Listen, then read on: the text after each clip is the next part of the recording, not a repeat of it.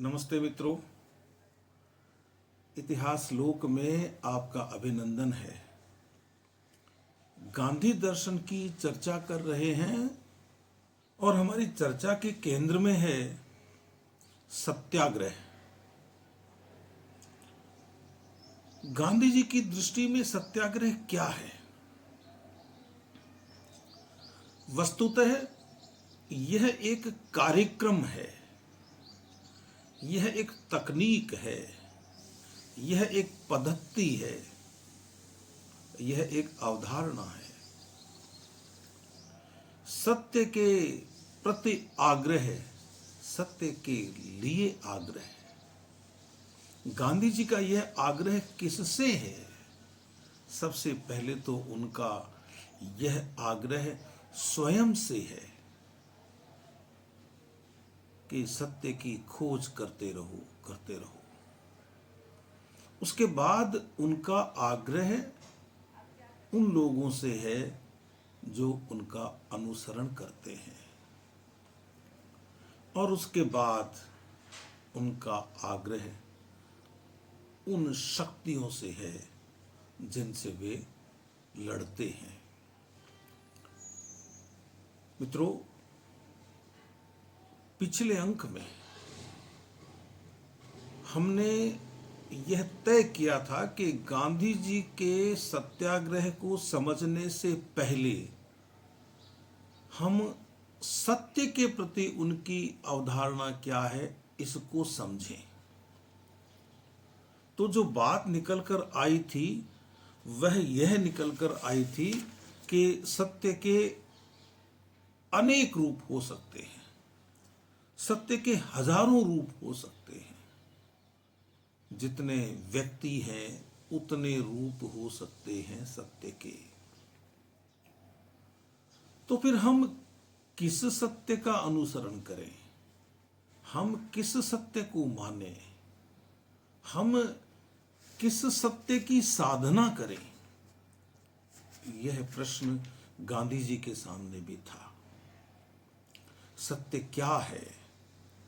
उन्होंने कहा कि यह एक कठिन प्रश्न है और कम से कम अपने लिए मैंने उसका उत्तर ढूंढ लिया है, यह कहकर कि जो मेरे अंतःकरण की आवाज है वही मेरे लिए सत्य है। लेकिन मित्रों, जो सत्य मेरे लिए है जरूरी नहीं कि वह सत्य दूसरों के लिए हो, और यह भी जरूरी नहीं कि मैं मेरे सत्य को मानने के लिए दूसरों को बाध्य करूं। मैं अपने अनुभव के आधार पर दूसरों से सत्य पर चलने का आग्रह कर सकता हूं, और यही सत्याग्रह है।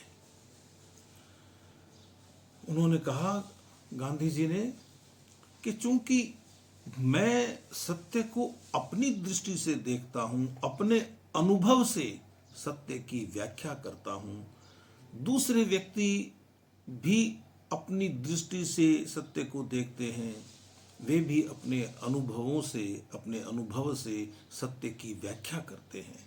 इसलिए सत्य सापेक्ष हुआ, निरपेक्ष नहीं हुआ। अब वह निरपेक्ष सत्य क्या है?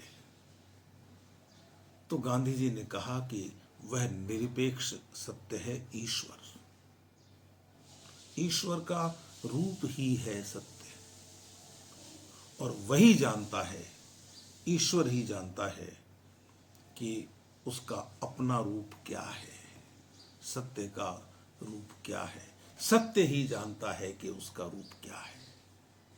तो फिर इंसान क्यों सत्य की खोज करता है? इंसान सत्य की खोज इसलिए करता है कि वह सत्य के प्रति अपनी सापेक्षता कम करके निरपेक्षता प्राप्त करना चाहता है। गांधी जी भी निरपेक्ष सत्य की तलाश में थे। उन्होंने कहा कि मुझसे भूलें हुई हैं, सत्य की खोज करने के सिलसिले में मुझसे भूलें हुई हैं, लेकिन ईश्वर मुझे माफ करेगा, क्योंकि वे भूलें मैंने जानबूझकर नहीं की है। उन्होंने कहा कि मैं सत्य का अन्वेषक हूं, सत्य का खोजी हूं, और इतनी मेहनत करने के बाद, बरसों तक सत्य की साधना करने के बाद मुझे केवल उसका थोड़ा सा प्रकाश दिखाई दिया है। उन्होंने कहा कि सत्य की खोज करने के लिए किसी को ज्ञानी होना जरूरी नहीं है। सत्य की खोज जितनी मेरे लिए संभव है, उतनी एक बच्चे के लिए भी संभव है। लेकिन जरूरी यह है कि सत्य की खोज करने वाले व्यक्ति को अत्यधिक विनम्र होना चाहिए। तो आप समझते हैं, छोटा सा बच्चा है वह तो विनम्र ही होता है, वह तो अबोध होता है। लेकिन हम लोग जो बड़े हो गए हैं, हम अपने अहंकार के साथ जीते हैं। उस अहंकार का विगलन जब तक नहीं आएगा, तब तक हम सत्य की खोज नहीं कर सकते, क्योंकि अहंकार हमें हमारी आत्मा की आवाज सुनने से रोकता है। उनका कहना था कि स्वयं को आप इतना विनम्र बना लो जितना धूल का कण होता है। उनका कहना था कि धूल के कण को लोग कितना रौंदते हैं, कितना रौंदते हैं, लेकिन वह आपको कोई नुकसान नहीं पहुंचाता। उन्होंने कहा कि सत्य तो एक बहुत बड़े पेड़ की तरह है, एक विशाल वृक्ष की तरह है। जितना हम उसका पोषण करेंगे, वह हमें उतने ही अधिक फल देगा। उन्होंने कहा कि सत्य की खान को आप जितना गहरा खोदेंगे, उतने ही ज्यादा हीरे जवाहरात प्राप्त करेंगे। उनका कहना था कि ईश्वर अर्थात सत्य के अलावा इस दुनिया में सब कुछ अनिश्चित है। आप जो घटता हुआ देख रहे हैं चारों तरफ, वह सब अनिश्चित है। निश्चित तो वह है जो हमें दिखाई नहीं देता, जो गोपन है, जो सत्य है, जो ईश्वर है। उन्होंने कहा कि वह व्यक्ति भाग्यशाली है, वह व्यक्ति भाग्यशाली है जो इस अनिश्चित को छोड़कर उस निश्चित की एक झलक पा लेता है, जिसे पाना बहुत कठिन होता है। और वह वही व्यक्ति पा सकता है जिसकी नीयत साफ हो, जो क्षुद्रतम प्राणी से भी प्रेम करे, जो हर जीव से प्रेम करे। ऐसा व्यक्ति ही सत्य की खोज कर सकता है। उनका कहना था कि जो सत्य का प्रकाश है, वह तो सूर्य के प्रकाश से भी लाखों गुना ज्यादा प्रखर है। तो उसकी एक किरण भी हमें प्राप्त हो जाए, हमें दिख जाए, तो हमारा जीवन सुधर सकता है। हमारा जीवन दूसरों के लिए एक उदाहरण बन सकता है, और वह जो सत्य है उसका वास आपके हृदय में है, आपके मन में है, आपकी आत्मा में है। उसका दर्शन हमें करना चाहिए, यह जरूरी है। और जो निरपेक्ष सत्य क्या है, वह ईश्वर ही जानता है। सत्य ही ईश्वर है। मनुष्य कभी पूर्ण सत्य को नहीं जान सकता।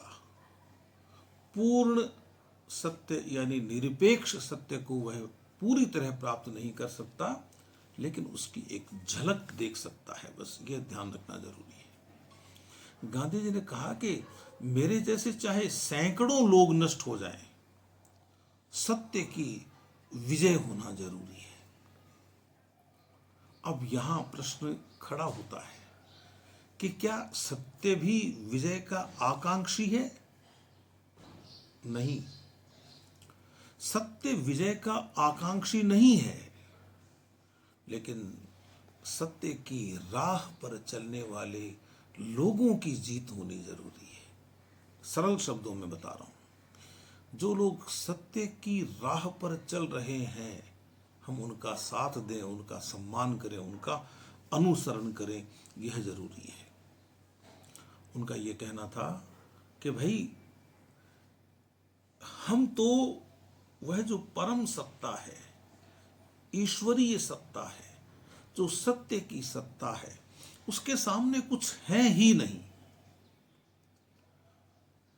हमें बहुत करना है अभी।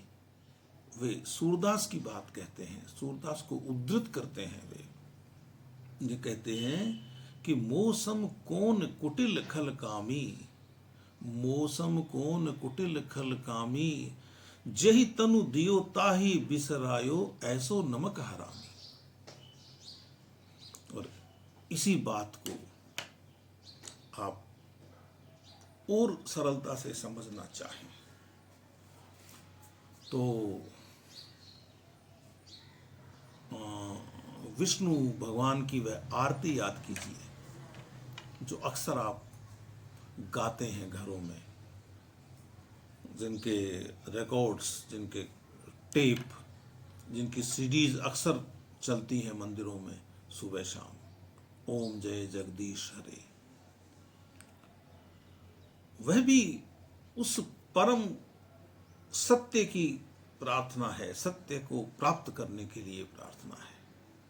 उसमें भी तो भक्त कहता है कि मैं मूर्ख खलकामी, मैं सेवक तुम स्वामी, कृपा करो भरता।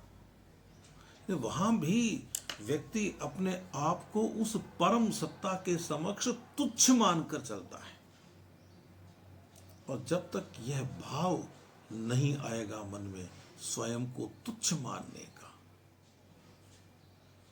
तब तक हम सत्य के एक अंश को भी प्राप्त नहीं कर सकेंगे। भाई, इसी आरती में कहते हैं ना, तुम हो एक अगोचर सबके प्राणपति। यानी इस पूरी दुनिया का जो प्राण तत्व है, वह तो वह परम सत्य है, परम ईश्वर है, जो अगोचर है, जो दिखाई नहीं देता है हमको। और यदि दिखाई ही देता तो फिर यह दुनिया क्या स्वर्ग न हो जाती? अब यह भी पूछ सकते हो आप कि जब ईश्वर सर्वशक्तिमान है तो फिर उसने इस दुनिया को ऐसा क्यों बना रखा है? हर व्यक्ति में वह प्रविष्ट क्यों नहीं हो जाता?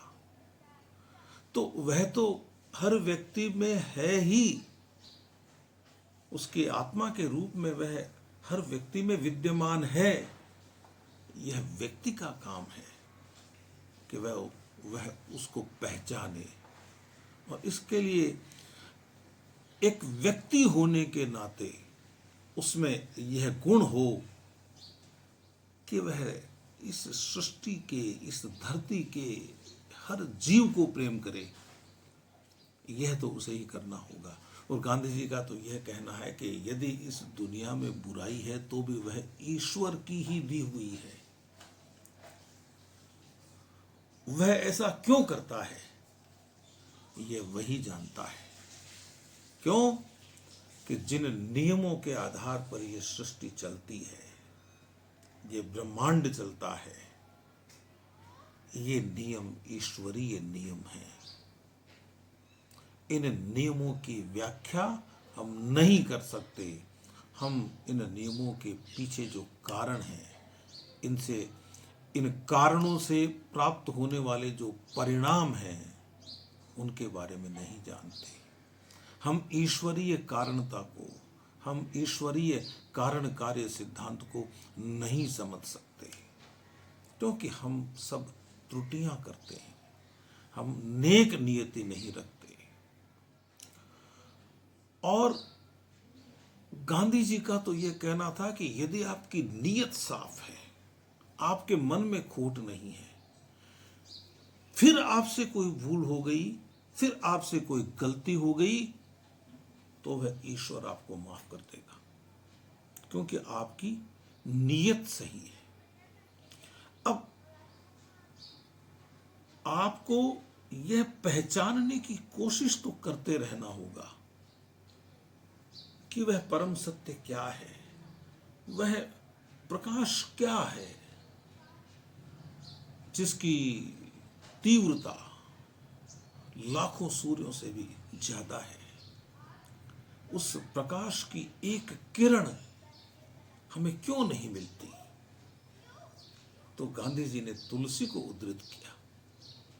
अभी तो मैंने आपसे बात की थी ना, पहले सूरदास की बात की, फिर ओम जय जगदीश हरे आरती की बात की। रोज आरती गाते हैं, रोज बोलते हैं, मैं मूर्ख खल कामी, तुम सेवक, हम सेवक तुम स्वामी, मैं सेवक तुम स्वामी, लेकिन गौर नहीं करते।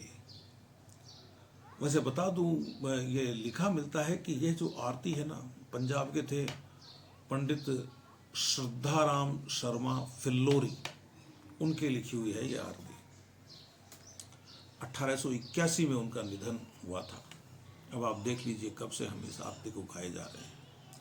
तो तुलसी को उद्धृत करते हुए वे कहते हैं कि रजत सीप महु भास जिमी, रजत सीप महु भास जिमी, जथा भानु कर बारी, जदपि मृषा तिहु काल सोई, भ्रम न सकई को टारी।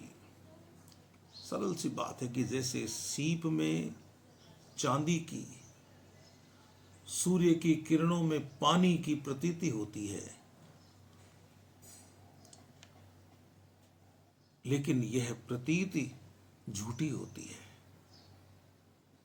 सीप में चांदी नहीं होती, सूर्य की किरणों में पानी नहीं होता, हम कितने उसके पीछे भाग लें। लेकिन तीनों कालों में यह भ्रम बना ही रहता है, तुलसी कहते हैं, और इस भ्रम को कोई टाल नहीं सकता। तो गांधी जी ने कहा कि आप तो बस सत्य के रास्ते पर चलने की कोशिश कीजिए और सच्चे मन से कीजिए। इसके बाद वह मिले या न मिले, यह आपको नहीं सोचना है। निश्चित रूप से उसका कोई न कोई रूप, उसका कोई न कोई अंश आपको प्राप्त होगा, और आपसे इस राह पर चलते हुए यदि गलतियां होंगी तो ईश्वर आपको माफ कर देगा, क्योंकि जो सत्य है वही ईश्वर है, प्रेम है वही ईश्वर है, और जो सत्य है वह हमेशा सत्य के रूप में ही होता है, न तो वह कम होता है न ज्यादा होता है। कृष्ण बिहारी नूर का एक शेर सुनाता हूं आपको। वो कहते हैं कि सच घटे या बढ़े तो सच न रहे, सच घटे या बढ़े तो वह सच न रहे, झूठ की कोई इंतहा ही नहीं। यानी सच यदि कम हो गया और सच ज्यादा हो गया, आप उसको कम या ज्यादा बताते हो तो वह सत्य नहीं रहेगा। यदि सत्य कम या ज्यादा है तो वह सत्य नहीं है। सत्य तो वैसा ही है, उतना ही है जैसा उसे होना चाहिए, लेकिन झूठ की कोई सीमा नहीं है, असत्य की कोई सीमा नहीं है। हम उस सीमा की ओर न बढ़ें, हम सत्य की ओर बढ़ें जो निश्चित है, और अपने सापेक्ष सत्य के मार्ग से होते हुए निरपेक्ष सत्य की ओर बढ़ें। जो शेष बातें हैं सत्य के संदर्भ में वह मैं अगले अंक में करूंगा, और उसके बाद सत्याग्रह की तकनीक पर आऊँगा। तब तक आप मुझे अनुमति दीजिए। नमस्कार।